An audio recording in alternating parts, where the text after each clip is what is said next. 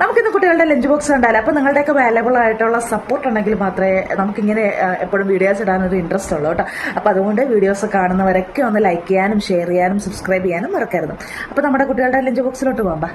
രാവിലത്തെ ബ്രേക്ക്ഫാസ്റ്റ് അപ്പവും കടലക്കറിയാണ് കേട്ടോ. അപ്പോൾ നമ്മൾ കടല തലേന്ന് എടുത്ത് നമ്മൾ വെള്ളത്തിൽ ഇട്ടായിരുന്നു. അപ്പോൾ കടലയൊക്കെ വേവിക്കാൻ വേണ്ടിയിട്ട് വെച്ചു.